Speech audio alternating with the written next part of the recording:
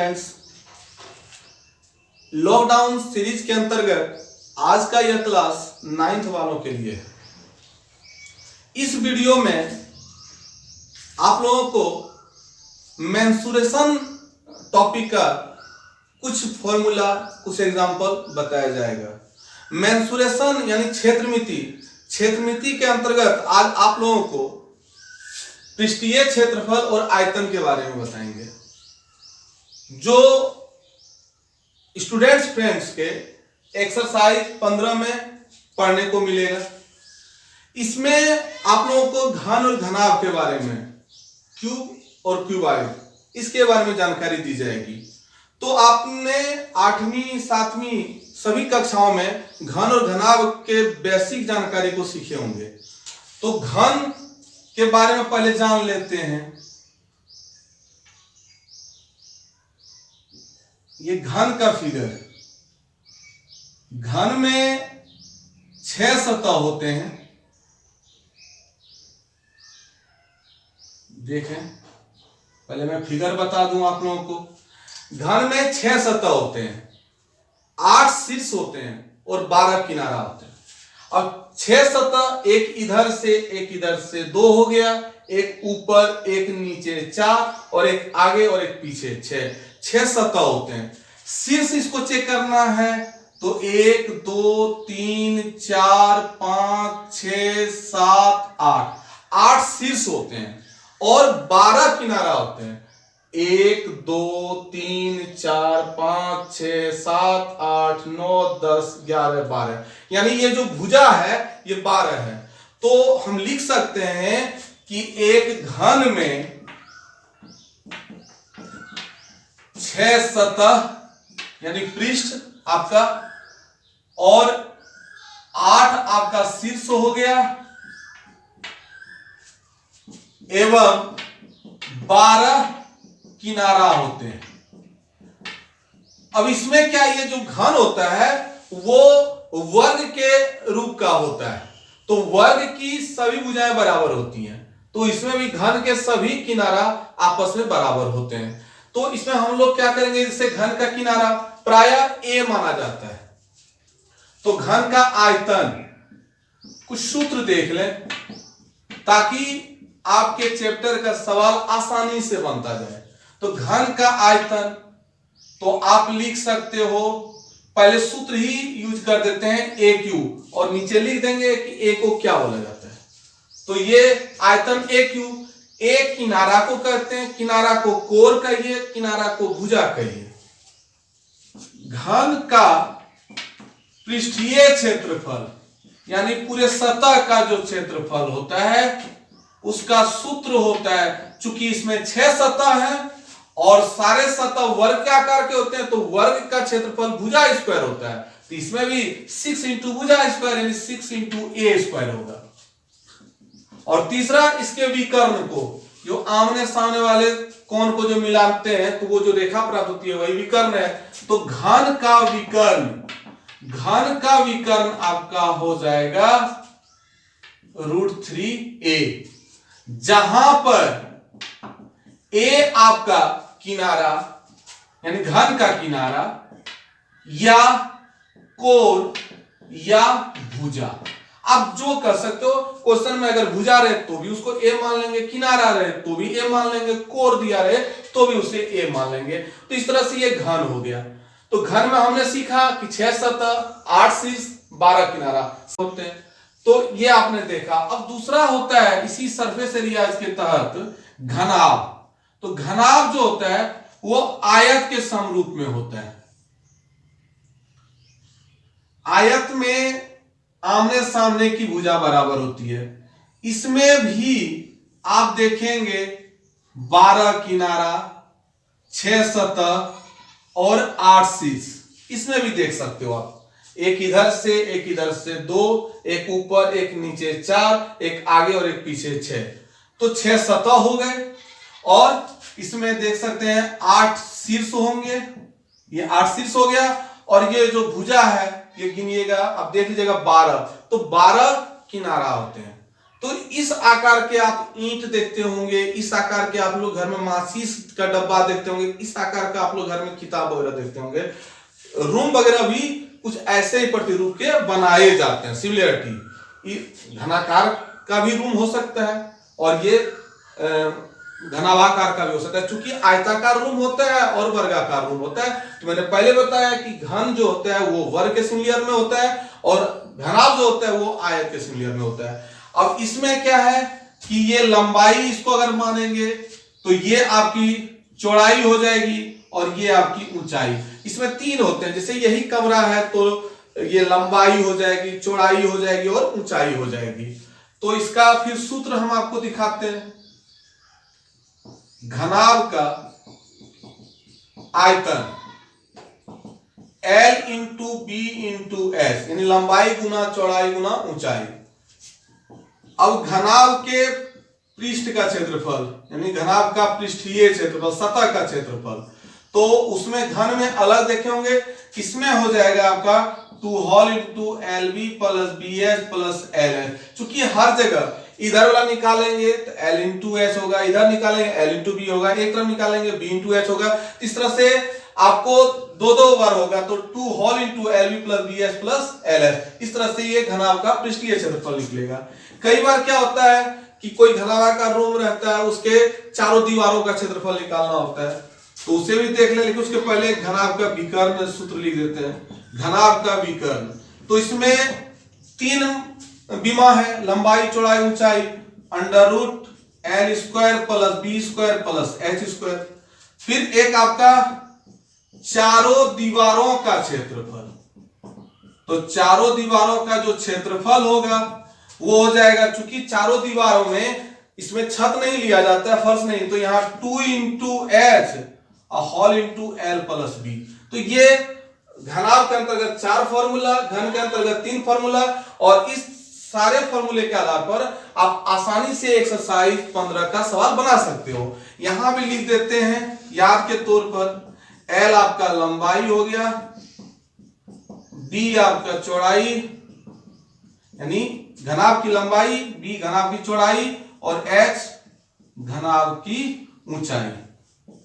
तो ये सूत्र सबसे पहले आप लोग याद कर लीजिएगा और इस सूत्र के द्वारा आप सारे सवाल को बनाएंगे।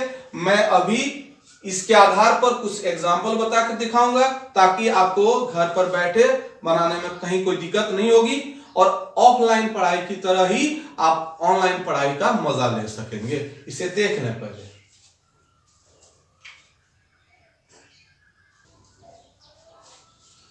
अब कंसेप्ट के आधार पर कुछ क्वेश्चन देखते हैं। जैसे कि क्वेश्चन अगर दिया रहे कि किसी घन का प्रत्येक किनारा 5 सेंटीमीटर है तो इसका आयतन, पृष्ठीय क्षेत्रफल तथा विकर्ण ज्ञात करें।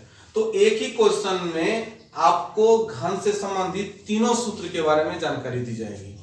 अब देखिए इसमें दिया हुआ है घन का किनारा, सॉल्व करते हैं। तो पहले जो दिया है लिख लेते हैं। दिया है घन का किनारा बराबर 5 सेंटीमीटर।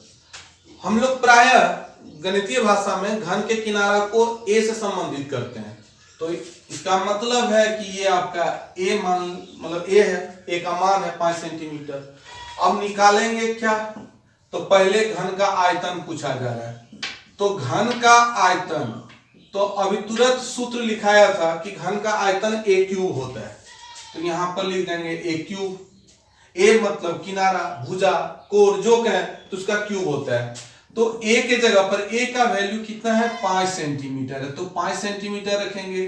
क्यूब है तो क्यूब कर दिए। अब 5 सेंटीमीटर पर 3 पावर है, तो किसी पर अगर यदि घात जितना रहता है उतना बार उससे मल्टीप्लाई करते हैं। तो 5 सेंटीमीटर पर 3 पावर है, तो पहले 5 गुना 5 गुना 5 करेंगे और ये सेंटीमीटर क्यूब। हालांकि 5 का क्यूब अगर आपको याद है तो डायरेक्ट भी लिख सकते हो, 5 का क्यूब 125 होता है।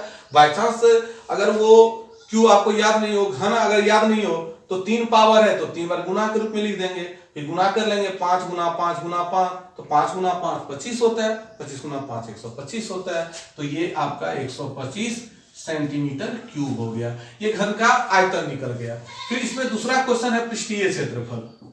तो लिखेंगे घन का पृष्ठीय क्षेत्रफल, तो इसका भी सूत्र आपको लिखाए हैं अभी तुरंत।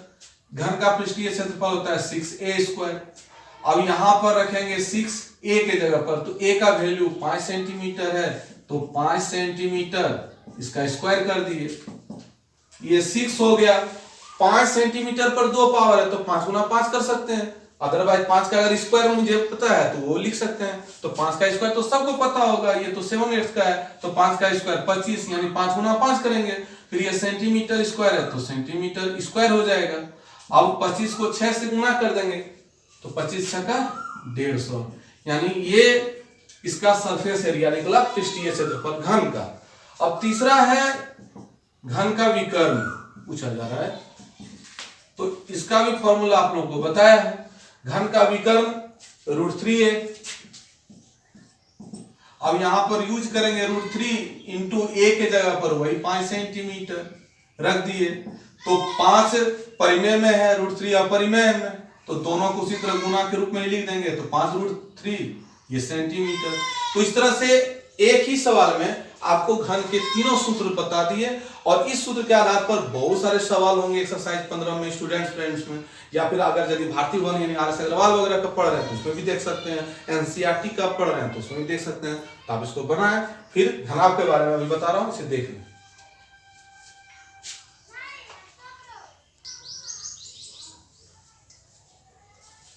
अब अगले क्वेश्चन की ओर चलते हैं। इसमें घनाभ की लंबाई, चौड़ाई और ऊंचाई दी हुई है, तो घनाभ का आयतन, पृष्ठीय क्षेत्रफल और विकर्ण निकालना है। तो जो जो दिया गया है पहले उसको लिख लेंगे। दिया है लंबाई यानी L बराबर 12 सेंटीमीटर, चौड़ाई यानी B बराबर 4 सेंटीमीटर और ऊंचाई h बराबर 3 सेंटीमीटर। तो ये तीनों आपके पास दिया हुआ है, लंबाई, चौड़ाई और ऊंचाई के मान दिए हुए हैं। अब इसका आयतन निकालना है सबसे पहले। तो चूंकि घनाभ का आयतन, तो आपको सूत्र लिखाया है कि L into B into H. तो L आपके पास 12 है तो 12 रख देंगे, B आपके पास 4 है तो 4 रखेंगे, H आपके पास 3 है तो 3। अब चूंकि इकाई सबका यानी मात्रक सबका सेंटीमीटर में है, तो किसी का भी जब आयतन निकालते हैं तो मात्रक पर 3 पावर हो जाता है, यानी मात्रक क्यूब हो जाएगा, तो सेंटीमीटर क्यूब हो जाएगा। इसको क्यूबिक सेंटीमीटर बोल सकते हो, घन सेंटीमीटर बोल सकते हो। अब तीनों को गुना कर देंगे, तो आप 12 चौक 48 दिया करिए, या फिर 4 तिया 12 गुना 12 कर दीजिए, जैसे भी इसको गुना करके लिख दीजिएगा, तो 144 सेंटीमीटर क्यूब आएगा। ये आपका आंसर। घनाभ का आयतन आपका निकल गया। फिर घनाभ का पृष्ठीय क्षेत्रफल आपसे पूछा जा रहा है, तो घनाभ का पृष्ठीय क्षेत्रफल,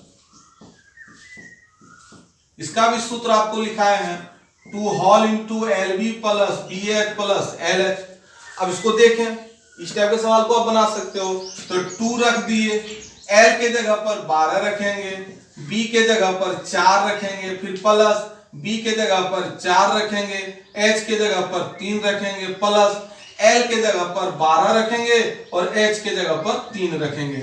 चूंकि पृष्ठीय क्षेत्रफल निकाल रहे हैं, तो जब क्षेत्रफल निकालते हैं किसी भी वस्तु का, किसी भी चीज का, तो जो मात्रक रहता है उस पर 2 पावर हो जाता है, उसका स्क्वायर होता है, वर्ग। तो चूंकि सेंटीमीटर मात्रक है तो सेंटीमीटर स्क्वायर हो जाएगा।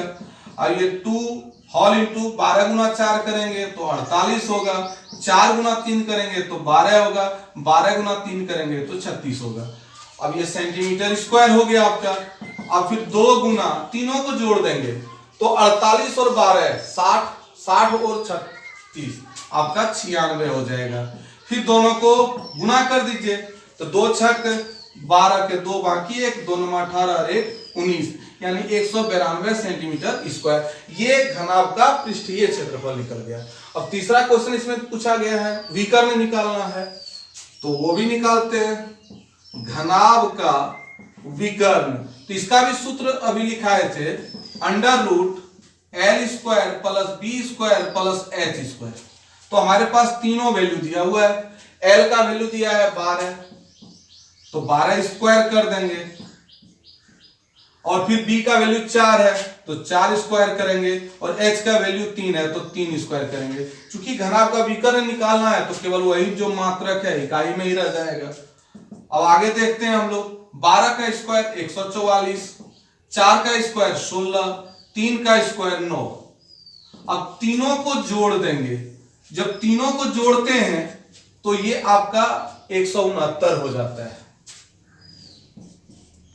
चूंकि सेंटीमीटर है तो रहने देते हैं। अब 169 का वर्गमूल आपको निकालना है, तो आप लोग पढ़े हैं कि 13 का वर्ग 169, तो 169 का वर्गमूल 13 हो जाएगा, तो 13 सेंटीमीटर। तो ये आपका घनाभ का विकर्ण निकल गया। तो तीनों देख लीजिए, आयतन, क्षेत्रफल और विकर्ण। और इस तरह से आप इसमें जो भी सवाल आपको मिलेगा उसको आसानी से बनाएं। जहां भी दिक्कत होगी मेरे नंबर पर मैसेज करें, फिर अगला चैप्टर अगले क्लास में लेकर के आऊंगा। या फिर अगर आपके द्वारा कुछ डाउट क्वेश्चन होगा तो अगले सीरीज में लेकर के आऊंगा। दे दीजिए। Thank you.